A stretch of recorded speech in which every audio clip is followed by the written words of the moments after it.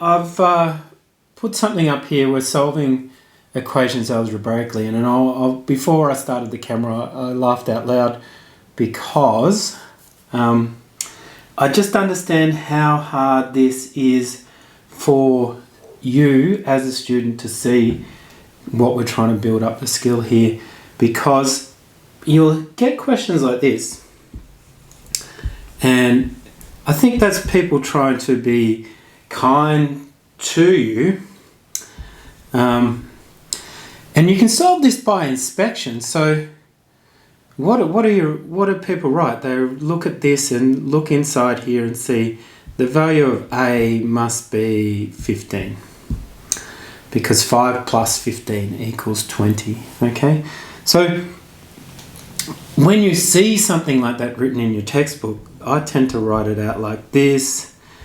And at this stage, if I'm into algebra autopilot, I'm probably subtracting 5 from both sides, cancelling that down and writing A equals 15. Okay, and there's my final answer. I've showed the steps that I've used to solve the equation, and I've sort of done it all in one step, I guess. I know and I can see that the answer is 15. Alright? No big deal. And if I just follow that along a little bit, I might draw a line here and put some more examples up here. Something might be written in your textbook that looks like this. I automatically change that. When I see it, I write it like this, and I'm probably already thinking about here something divided by 4 equals 12, and the little trick that I often use is I look at the denominator and multiply it by the answer on the other side, and so that's 48. So this is going to work. So the value of C equals what? 48. 48 divided by 4 is 12.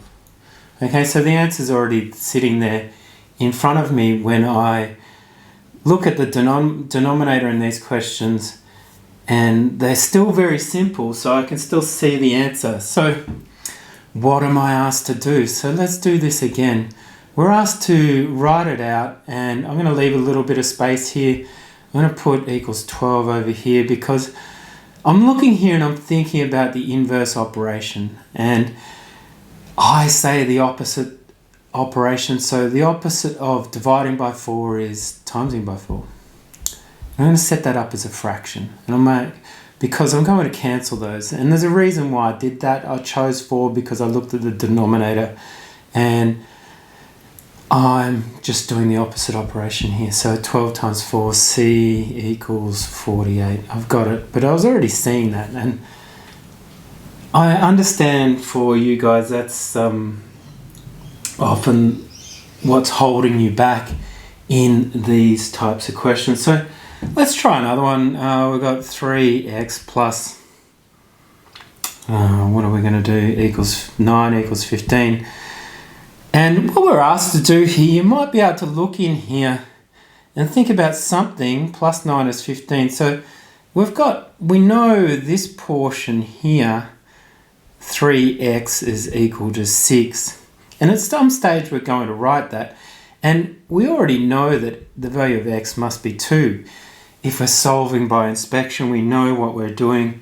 But this game, when we're asked to solve algebraically, we're asked to write out the steps. So I've changed colours here, so I might do this as subtract 9 on both sides. Those guys will cancel, because just think about this on the number line. If you had to add 9 and then subtract 9, you end up at 0. So that line there tells me, and tells everyone really, that we've applied this operation to both sides, and on the left-hand side here, this cancels each other out. So what am I left with? And I'm left with what's in the box. And guess what? This statement that we thought about up here is going to reappear, because now I'm looking at this stuff over here. 15 take 9 is 6. And then algebraically, we've got 3 times x, so we're going to divide both sides by 3. Those guys cancel, same reason. students say they disappear, but they don't disappear. 3 into 3, or 3 divided by 3, or 3 over 3 is a fraction. That all simplifies to 1. So we've got the pronumeral by itself now. 1, just a letter by itself. We might think about that as 1 times x, but I don't write that. And now I come over here, I can cancel this down. 3 goes into 3 once, and 3 goes in here twice. Or I could have said 6, how many 3s, and my answer would have been 2. All these different ways of thinking about it, but what we're trying to get you to do is sort of document what you're doing, because this is like the easy beginning steps of all this. And I look at a lot of the questions in the textbook, and I kind of think you're only going to use a technique if it gets too hard and you can't look inside and see the answer. Like, I'm thinking here 4 times something is 24. And I'm thinking, what's that, 4 times 6? So inside the brackets here, maybe I haven't got room up above, but I'm seeing this, all this stuff in here as p minus 2 is equal to 6. So the value of p must be 8, all right? That's what I'm thinking so far. And maybe that would be enough to write down for to solve this algebraically. So what I'm going to show you now is I'm going to rewrite out the question and just show you perhaps a different way to set the same sort of thinking out. If you've arrived at the answer, great. But you might not have shown a step in between to help other people understand what you're thinking. So I'm looking at this, and I'm looking and seeing that 4 and 24, they share common factors here. So I'm going to divide both sides by 4 and arrive at that same spot where that I was before. 4 goes into 4 once, goes in here 6 times. So p minus 2 is equal to 6 on this line down here. And then I'm just going to add to the opposite operations of subtracting 2 is adding 2. So on the left-hand side, I'm going to put a line through those guys, and I end up with p equals, and I just crunch my numbers, 6 plus 2 is 8. And that's my answer here. So I've got a few other things to show you, but I've just got to encourage you to start writing down the steps as you go. Now I'm just going to give you a few more examples here because I want you to step up your game a little bit. And here's an example here. Again, you might be able to get into the guessing game here. Just thinking about 12 times something. I'm thinking 12 times 3 is 36. Add a 0 to that, make it 10 times bigger.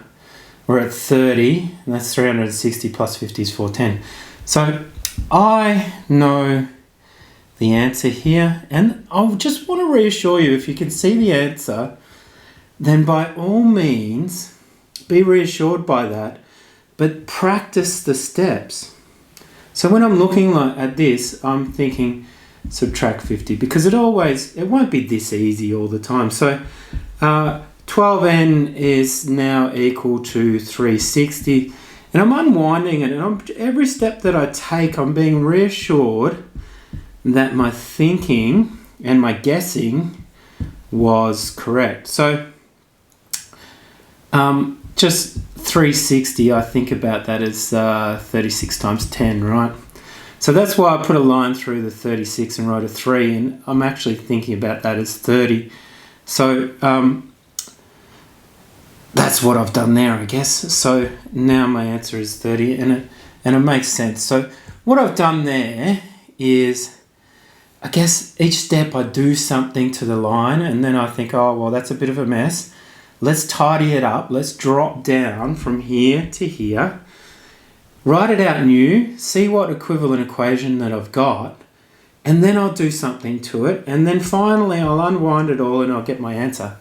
And they're the steps that we're just trying to follow all the time. So, like I said, let's make things a little bit harder, so it kind of forces you to use the steps that we're trying to teach you rather than let you see what the answer is. And again, I'm not so sure what's going to happen here. Okay, so I'm looking at this, and I want to divide by 7, but I can't because I've got subtract 21 here, and that's not really helping me at the minute, but it will in a moment. So let's do this. Let's add 21 to both sides, and I'm going to rewrite this out now as 7 out of 5x plus 3 in brackets. I'm keeping that the same. I've done this step, so I could have put a line through it.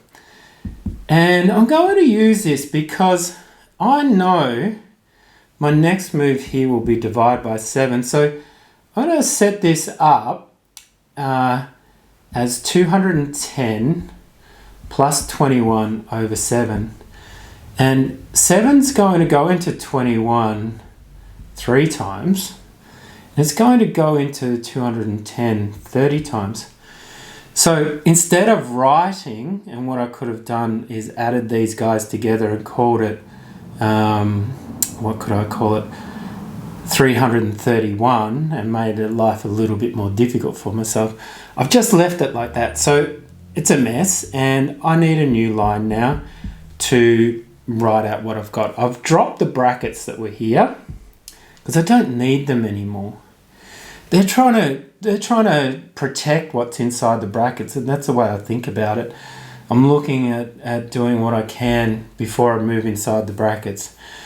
And so I said that was equal to 33, and I like that because now I know I'm going to subtract 3. And I'm already starting to see my answer, but I'm just following the process, and this becomes 30, and I like that because it ends in 0. And I know I'm going to get a nice neat answer. And at this stage, if you can see your answer, why don't you just write x equals 6? You could do that. Or last step in the process, if you like, showing everything that you're doing, let's divide both sides by 5. They'll cancel and you'll be and left with x equals 6. And that's the kind of thing that I want you to get used to. So now I've got 2 more examples just to show you, and it looks a bit complicated. We can solve this by inspection, and we can start at 0 and it doesn't work. Try 1, and value of x is equal to 1, 2, 3. Not quite working, but it does work for 4. So 5 times 4 is 20. Add 2 is 22 on the left hand side. 3 times 4 is 12.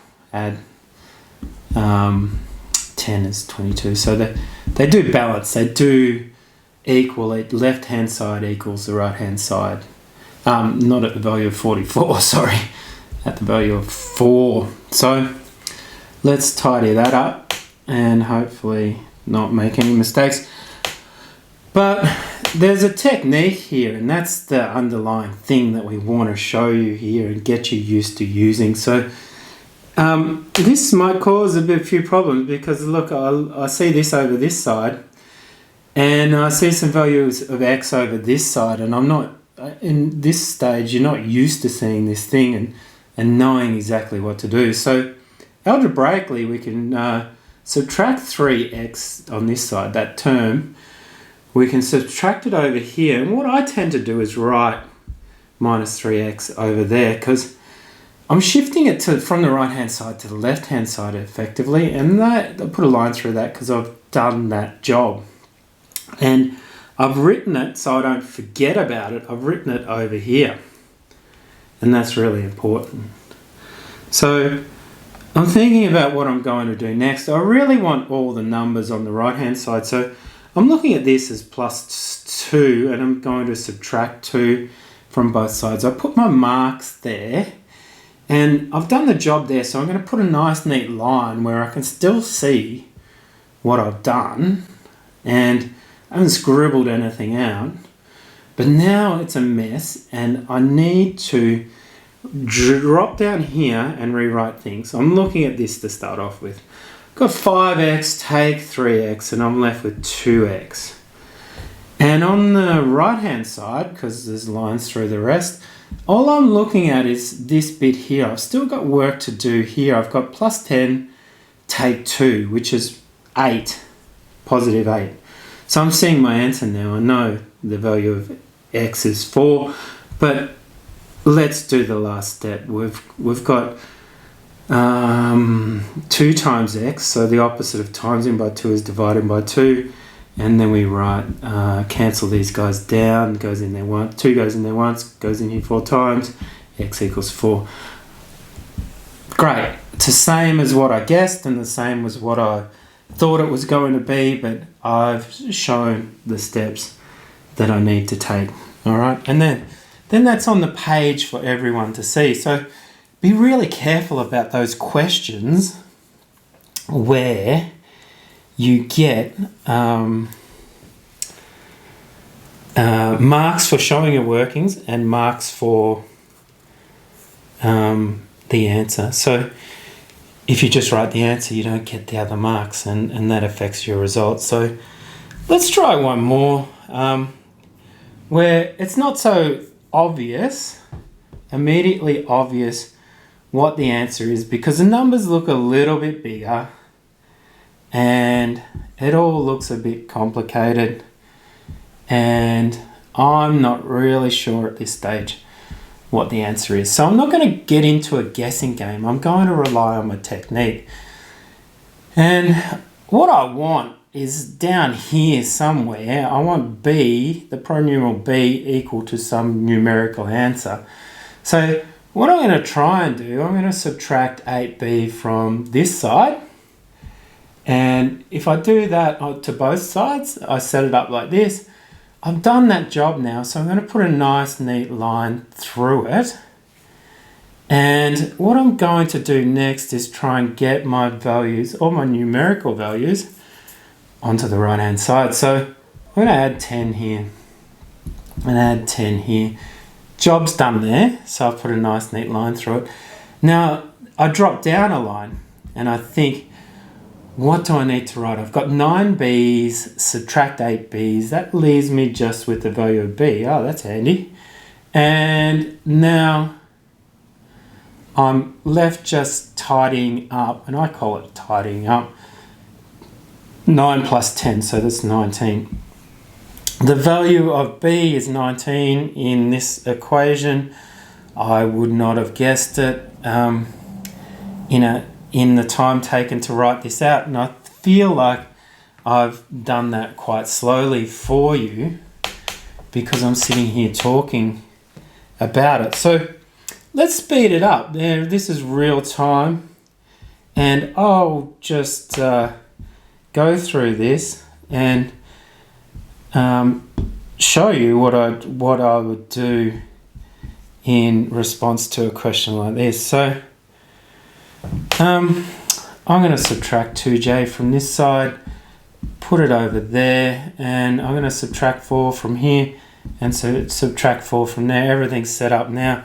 I'm looking at this guy and there's 5, take 2 is 3j, and on this side I've got 10, subtract 4, which is 6, and this is all nice and neat. Divide both sides by 3, j is equal to 2, and there's my workings, everything's shown there. And that's the kind of speed that I'd work at, and that's what I'm encouraging you to get into the habit of learning these techniques, because the questions eventually presented to you will be a lot more complicated than this. Thank you.